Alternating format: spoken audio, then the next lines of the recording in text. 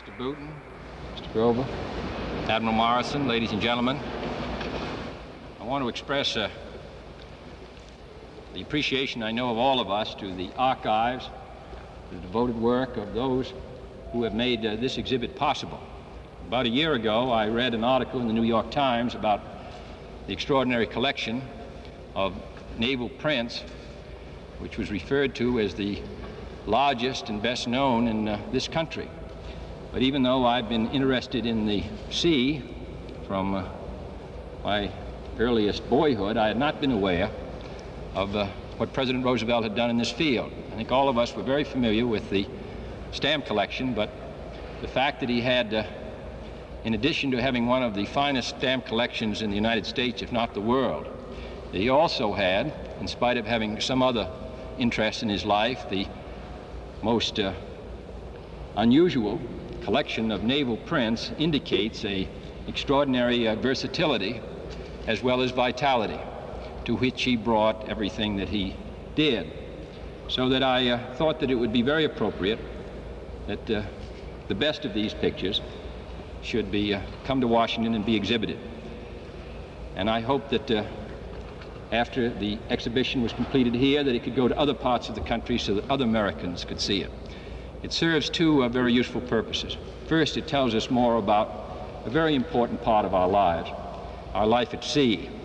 We think of ourselves, I think, as land animals in a sense, but we really look to the sea, the Atlantic and the Pacific, which have defended us and have secured us and have enriched us. And our naval history is one of the most exciting threads that run throughout the long history of our country. And the combination of the Navy and the maritime and the extraordinary men who have served in it and who gave it life and thrust and thesis deserves to be recorded, so that I think this exhibit will enrich all those of us who look east and west from our seashore.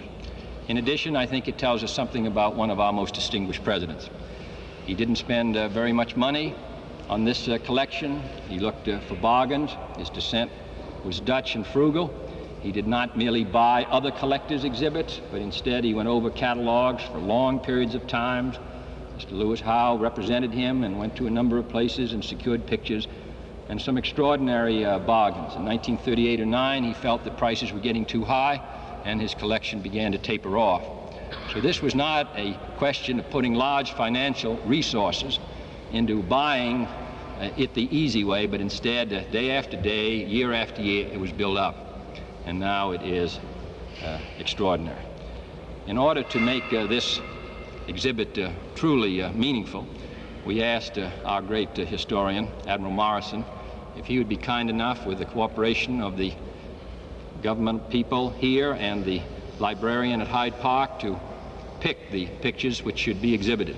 Admiral Morison, who has been so generous to the Navy and really to all of us who are interested in the Navy, agreed to do so.